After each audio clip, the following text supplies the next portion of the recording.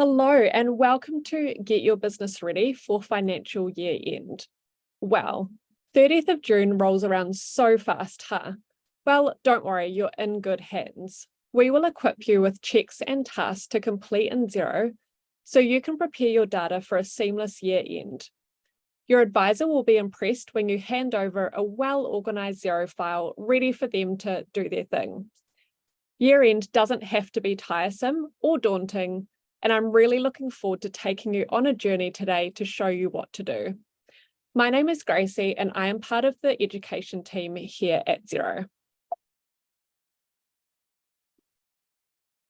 Some housekeeping tips will be shared in the chat box now, but we did want to draw your attention to closed captioning. This is available by selecting Show Captions on your Zoom control to view captions with subtitles. You can select the arrow on the button and subtitle settings to make any changes.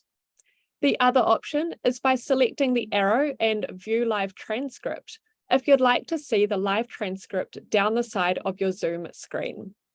You can save the transcript using this option also. To ask your questions today at any time during the webinar, please use the Q&A box. You can find it on your Zoom panel, and when you submit your question, you'll get a reply from one of our amazing customer experience team members who are in the background managing the questions for me. You'll have access to an on-demand recording of today's session within a few days. So just take in as much as you can today, with the opportunity to watch again via the recording for up to 60 days after today. Here on my screen is a quick outline of what we're going to cover in this session. First, I'll quickly touch on what preparing for year end means. Then we'll move on to finalizing the accounts or the data in your organization. This means entering all the transactions related for this financial year and completing a stock take if you hold inventory. After that, we'll go through collecting and uploading important documentation. And finally, we'll finish with the next steps of handing it over to your accountant or bookkeeper. Before I get into the content, let's start with a poll. So I'm going to launch that on my screen now, and I'll just give you a moment to all answer that. So the question is, choose the answer that best sums up your experience with financial year end. Now, if you can't see the poll box on your screen, it could be hiding behind the screen that you're on, so you may just need to swipe left or right until you can see it there. But a lot of you have found it, and there are quite a range of answers actually. Wow, it's going off the scale. You guys are so onto it. About 80% of you already carry out tasks for financial year end in Xero, but want to learn more. And about another 80% carry out tasks for financial year end. I'm not sure if I made it multiple choice or not, but a lot of you, oh, sorry, I was looking at the amount of people. 40% of people already carry out tasks for financial year end. Another 35% carry out tasks, but want to make sure you're on the right track, which is always a good thing. 6% of you leave it for your your accountant or bookkeeper, and around 20% of you don't know what to do at financial year, or find it a little bit daunting. So I'll go ahead and end the poll there, and I'll just quickly share the results so that you guys can see as well. Cool, so there you go, and I'll stop sharing now. Awesome, that gives me a really good indication of where you're all at with going into this webinar. Now, what does end of financial year mean and why is it important? End of financial year refers to the last day of your company's financial year. For most Australian small businesses, this is 30th of June. Leading up to end of financial year, you'll need to provide your advisor, so your accountant or bookkeeper, with your business's financial data so they can complete year-end tasks for your business. Having all your business transactions accounted for with adequate information, context, and documents available for your accountant and bookkeeper is really important in helping you to firstly reduce the workload of your advisor thereby saving you money. And secondly, ensuring that all your expenses are correctly recorded, which will also save you money as this reduces your taxable income. You can find a Xero certified professional on Xero's advisor directory listing. So let me just show you that. And this is what it looks like. And as you scroll down, you can either use the search bar in the top, or you can scroll down to find advisors experienced in your industry or, in your area of Australia. So do utilize that page if you need an advisor.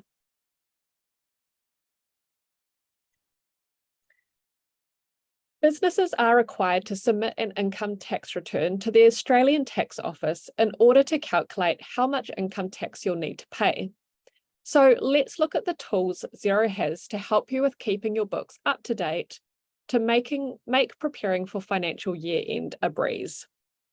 The first step to preparing for a smooth year end is to ensure you have all your business transactions for financial year end entered.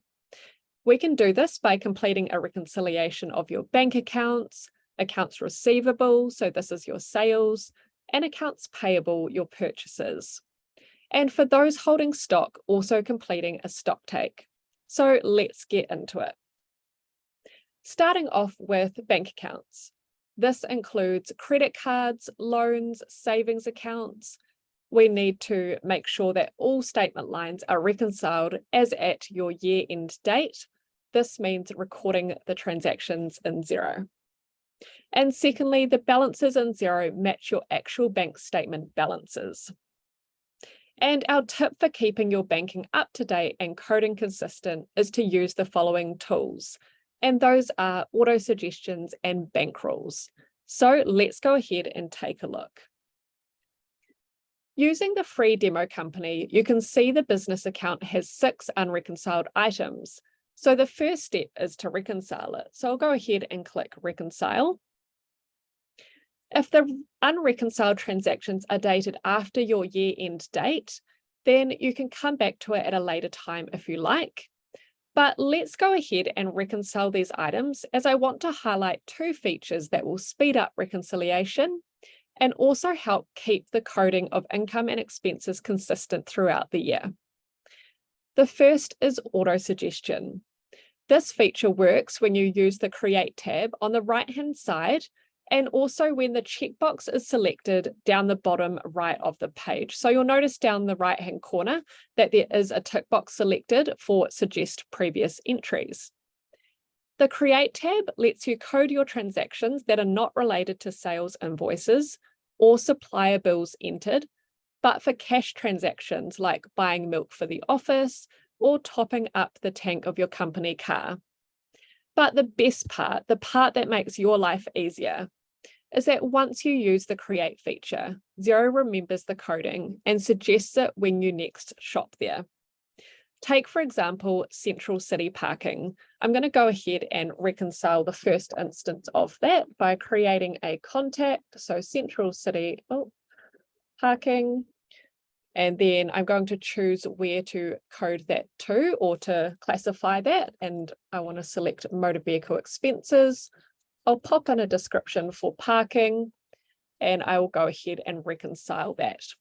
And just like magic, all of the Central City parking lines have populated with the same coding for me. So all I need to do is go and reconcile them by clicking OK. This feature will save you so much time on manual data entry.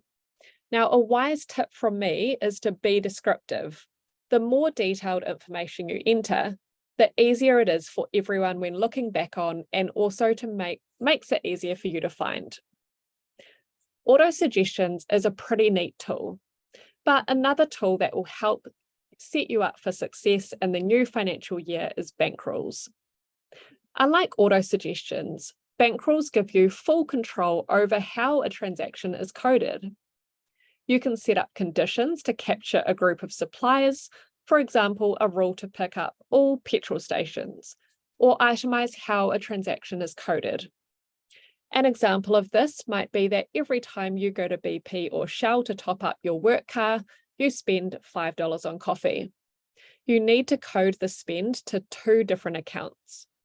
one being drawings for coffee, which has no GST, and the remainder to vehicle expenses account with 10% GST. Now, here's an example of a bankroll that's already created in the demo company for 7-Eleven, which goes straight to the office expenses account. So if I click on the little view details blue link there on the right-hand side, we can see what information makes up the rule for 7-Eleven. It tells us how transactions will be coded and any other details. But let's cancel out of this and head back to the Create tab, ready for us to reconcile the transaction. Now, if I edit this rule, we can see what one already set up looks like. And I'll just point out a few things here. In section 1 at the top there, we set the conditions for the rule. Here we have just one, that the payee contains 11. In section 3, we have an option to enter fixed value items. So let me just scroll down a bit so you can see that. The example earlier of buying a $5 coffee every time we visit would go here.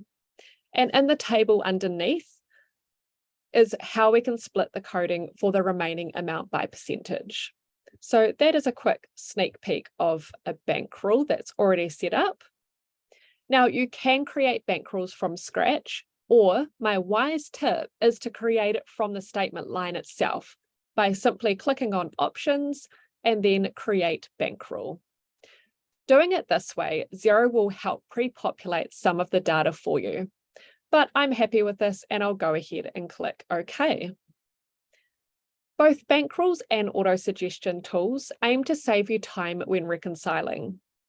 It will help keep the coding of your transactions consistent, therefore reducing the amount of time you or your advisor spends fixing up transactions coded incorrectly. Your advisor can help you set up bankrolls for your most popular transactions if you're unsure. Now, once all your bank accounts are reconciled, the next step is to confirm the bank balances in Xero, match the balances on your actual statement from your bank. To do this, we're going to run the bank reconciliation report. There is a quick link to it from the reconcile screen on the top right. So I'll go ahead and click that where it says reconciliation report. Now, the bank reconciliation report comprises of 3 reports. So if I click in my drop down there, you'll see those listed. The bank statement report will show all the statement lines that are entered into Xero, whether that is by manual import or bank feeds. The statement exception report will show any manually entered, deleted, or duplicate statement lines. Today, we'll be focusing on the bank reconciliation summary. This report shows the closing balances for the reporting date and any unreconciled bank statement lines and payments recorded against invoices and bills.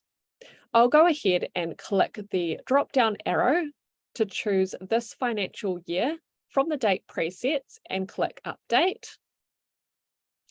If you are running this report post 30 June, then you'll want to select the prior financial year as the date range.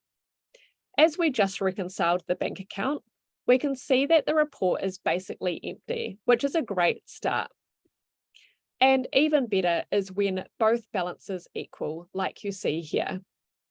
There is a help link right at the top here in the box above the report that outlines what to do when it doesn't match. I know that for new users in Xero, it can be confusing to see 2 different bank balances, so I'll explain it now.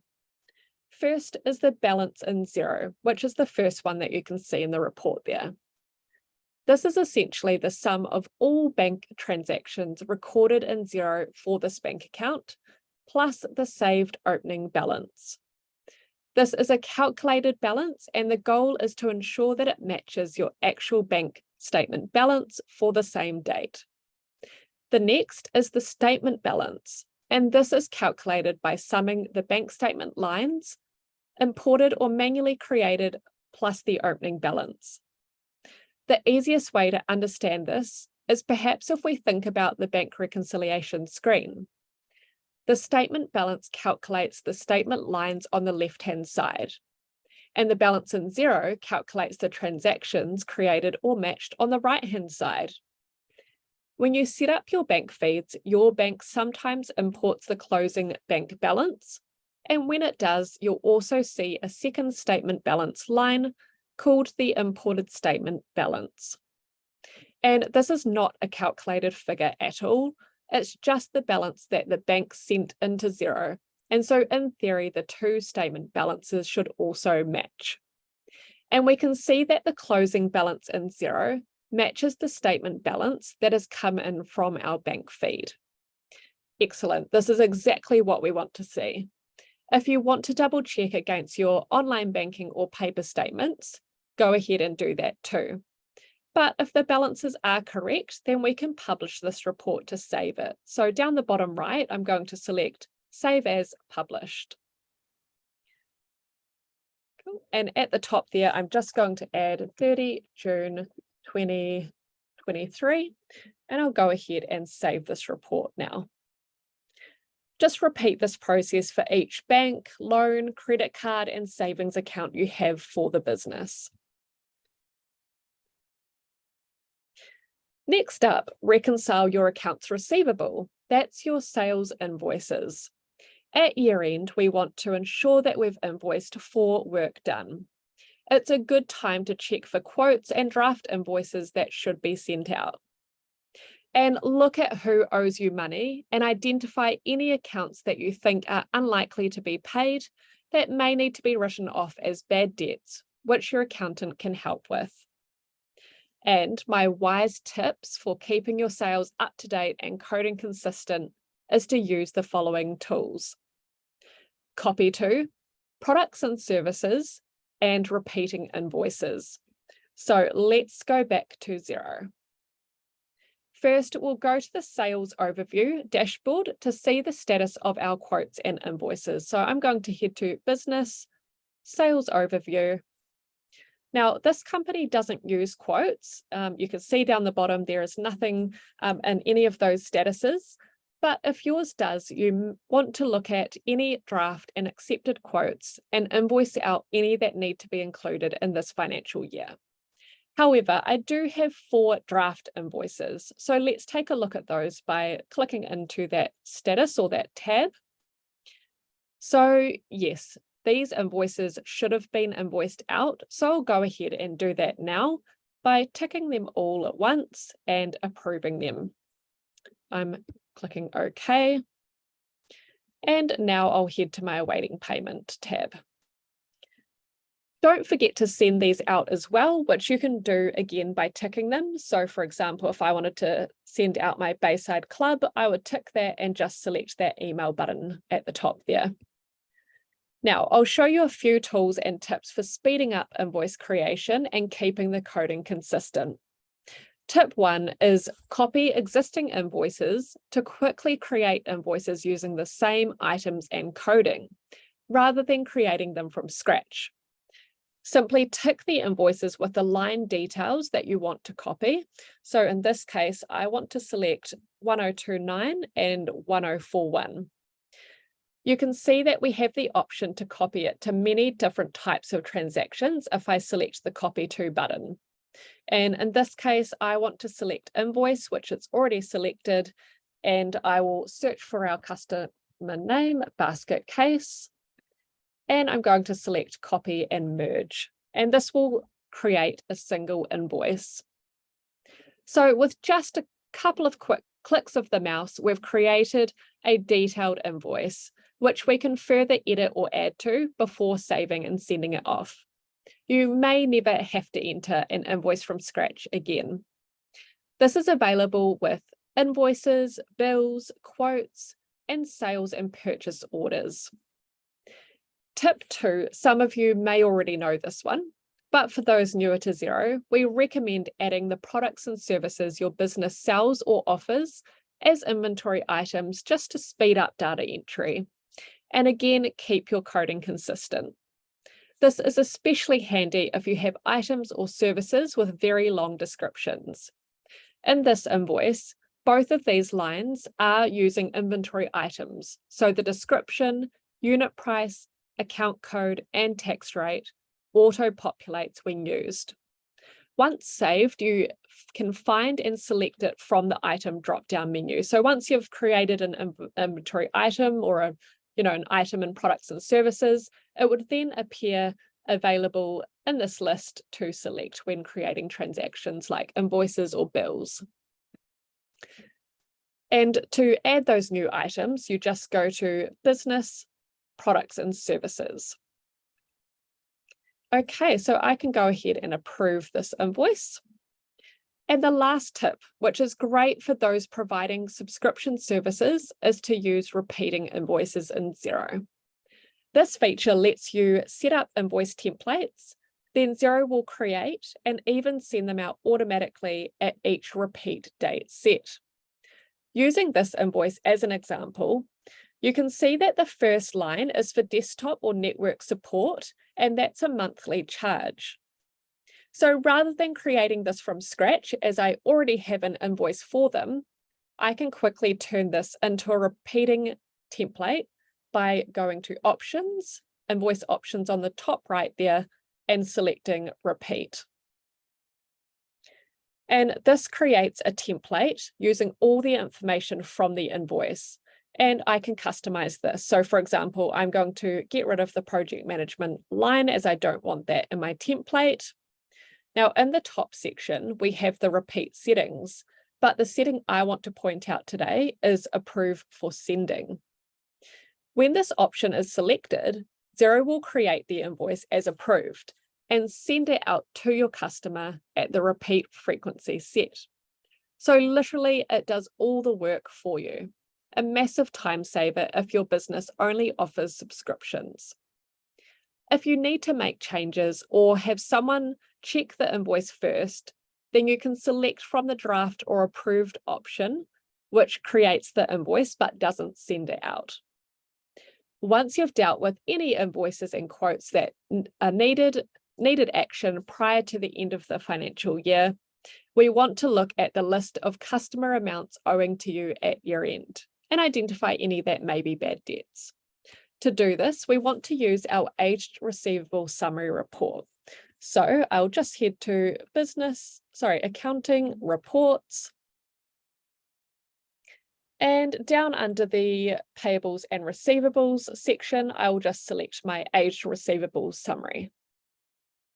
Cool. We'll give that a moment to load.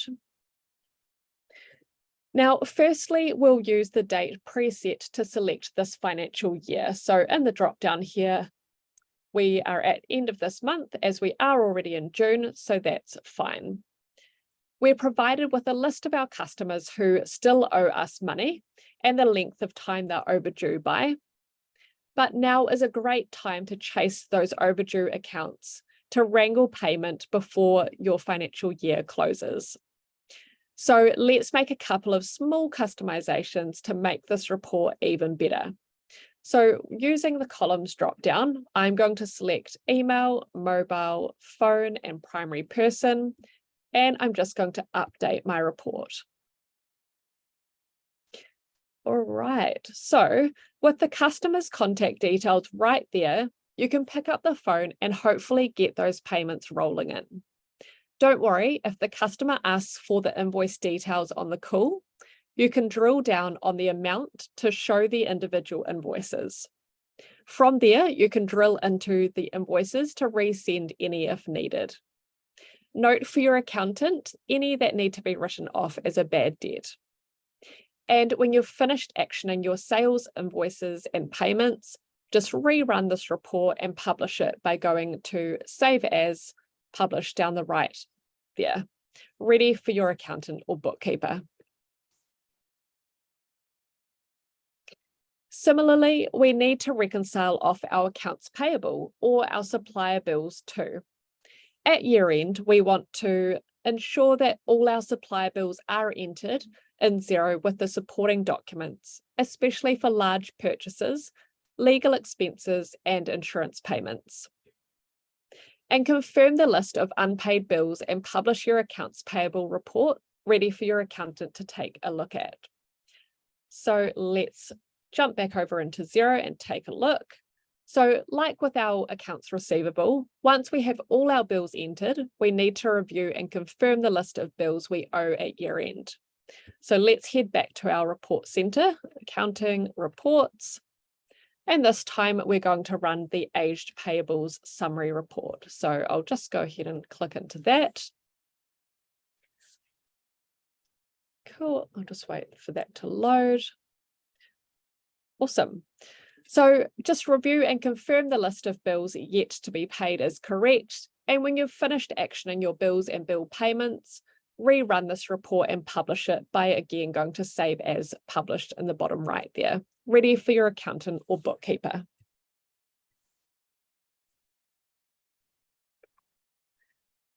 So a tool that can help you with managing your bills is HubDoc.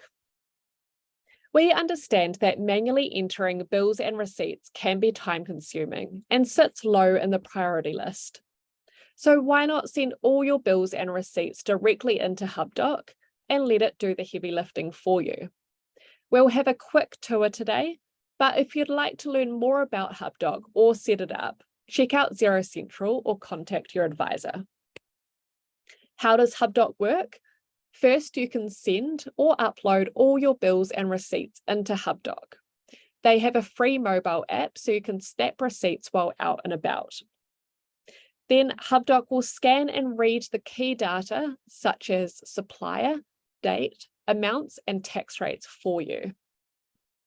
And finally, map the data to Xero. That is telling it how you want it recorded in Xero. You can save the mapping and turn on autosync so that HubDoc automatically creates the transactions in Xero going forward for the same suppliers. So it gets a big tick for helping you with your record keeping, which will really impress your accountant. And best of all, HubDoc is included in all of Xero's business edition plans, so it's a free tool to use. Now on to stock or inventory. For those of you with stock, you'll already know that a stock take needs to be performed at year end. This is a last-minute job because you want your data to be as accurate as possible. To help with this, you can firstly run the inventory item list report to use to perform your stock take, and then enter inventory adjustments in Xero to update the quantity or value on hand. So you guessed it, we're going back to our report center by going to accounting reports. And this time I'm going to use my search function on the top right there to find the report that I want. And it's the first one that comes up. So I'll click into our inventory item list. This report lists all of our inventory items with the quantity on hand and total value where applicable, so down the bottom there. If you have both tracked and untracked items, then to perform a stock take, we just want to filter out those untracked items, so everything you can see at the top there. To do this, we just go to Filter, Inventory Type, and I'm going to select Tracked, apply that filter, and update my report. Awesome. So print this report off to perform the stock take, and when complete, you can make the adjustments by going to Business. So let's head there now, Business, Products and Services, and then we want to click into the item that we might want to adjust. So down the bottom, I'm going to click into my large t-shirt. And from here on the top right, we have a new adjustment button, which is available for tracked items, where you can adjust the quantity or value on hand. So I'm going to select the new adjustment button on the top right there. Now in this example, we seem to be missing 2 large t-shirts. So we need to decrease the quantity on hand by 2 to bring it down from 5 to 3. So I'll go ahead and fill that out. Firstly, the adjustment type. So decrease quantity in this case is correct, but you do have the option to increase the quantity or adjust the value. My date, I want to be the 30th of June, and I want to decrease the quantity by 2. And as you can see, that makes the new quantity on hand 3. My adjustment account is the cost of goods sold account, so I'll select that. And for my reference, I'll just do year-end stock take. I will click next, and then I will go ahead and post that adjustment. So it's really as easy as that. And the best thing is you don't have to wait until the end of the financial year to adjust your stock. You can do this whenever it's needed, keeping your Xero file as up to date and as accurate as you can. We all know how important it is to retain our business receipts and collect essential records for our accountant or bookkeeper, or more importantly, the ATO. As mentioned at the start, best practice is to record your transactions as they happen or as shortly after as possible, so that you can have up-to-date and real-time reporting. And of course, you'll save a chunk of time when it comes to your year-end duties. I'm going to quickly run through how you can easily attach receipts, contracts, documents to transactions in Xero, as well as store them in standalone folders. So you can finally ditch the shoebox storage solution and reap the major benefit of cloud storage, having multi-user access to it anywhere and anytime with an internet connection. Not only that, your accountant or bookkeeper can access these documents throughout the financial year when they need to, instead of having to wait for that shoebox to get sorted and uploaded. So, firstly, I want to show you how to add documents to transactions created during the bank reconciliation. Now, for this, I am just going to switch organizations to my Happy School organization. Cool. And I'm going to jump straight into the bank reconciliation here. Awesome. And I'll just scroll down a bit.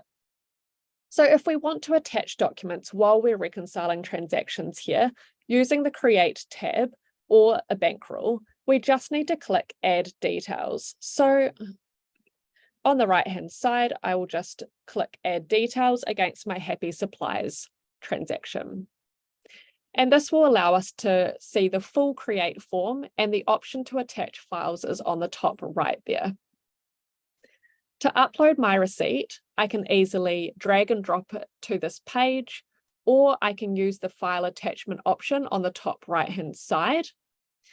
So if I click on that, I can upload from my computer or from the files library, which I'll show you shortly. But here I will just go upload files and I will select my mobile receipt in this case. And now the files icon shows a number next to it to show how many documents are attached. If we click back into it, we can preview it by clicking the file name. There you go. So you can see our document really easily there, nicely attached. You're able to attach files to all transactions in Xero, so look out for the files icon or an attach files button. I'll quickly show you from the invoice screen as I want to point out an extra option. You can create new transactions from any screen in Xero via the quick add button on the top right. So on the top right, if I scroll up, you'll notice that there's a plus icon. So I can select that and invoice. Cool. Again, you can see the files icon on the top right. So I'll go ahead and attach a dummy document from my computer. So I'll click that, select upload files, and this time I'm going to select a sales contract. Now, by default, attaching this file adds it to the invoice for internal purposes. That is for yourself and your staff to view. However, if this is a document we intend for the customer to receive alongside their invoice, we can enable this by clicking on the cogs icon and selecting Include with Invoice. So it's possible to attach multiple files to this invoice and be selective with which files are sent out to the customer. Finally, let's look at how to upload files and documents that are not related to a single transaction. Every Xero organization has a files inbox as part of their subscription. To access it, you just want to click on your organization name and select Files. Now, we suggest creating folders to sort or group your files together, whatever makes sense for you. You can do this by clicking on the plus new folder and giving the folder a name. So I'm going to call it Year End 2023 and save. And it now sits there on the left. So if you want to upload files directly into one of the folders, you want to click on it first, and here we're already in our folder, and then we can upload the files. And we can get files into the inbox in 4 ways. We can use the upload file button and browse for the files on our computer. So let's do this. And this time I'm going to select my hire purchase agreement. Secondly, we can drag and drop files from our computer to the inbox or a folder we've set up. Third, in addition to this, every organization has its own unique files email address, and this is displayed in the top right-hand corner when you're sitting in the inbox. So you can see it there on the top right. My wise tip is to add this email address to the list of safe senders in your email account. That way you've got it ready to go forward and forward your files to Xero. And lastly, you could upload them using our free mobile app. Like I said earlier, ditch that shoebox, stop buying more filing cabinets. You can store all your business transactions and documents in a safe and secure location inside Xero. And this sets us up perfectly for the next step. With all your transactions entered and documents uploaded, invite your accountant or bookkeeper into your Xero organization if you haven't already, to give them access to your business data. I want to emphasize that completing the tasks we've gone through today does not replace the need for engaging professional help from an expert like an accountant or bookkeeper to help you with completing your financial year end. Not only can these experts help get your records in order, but they can also offer invaluable guidance on potential deductions, write-offs, and rebates. For example, if you run a business out of home or use a vehicle for business purposes, you may be entitled to claim some deductions that you weren't aware of. Speaking of the tasks, I do have a checklist to share with you that you'll be able to use to help navigate your year end. Steps 1 and 2, you can complete yourself, and maybe step 3, depending on what tasks your accountant or bookkeeper performs for your business as part of year end. So look out for that in the chat box, but you can also see that link on the screen there. And just a little reminder, you will have access to an on-demand recording of today's session, and it's active for 60 days. You'll receive an email with a link in a few days.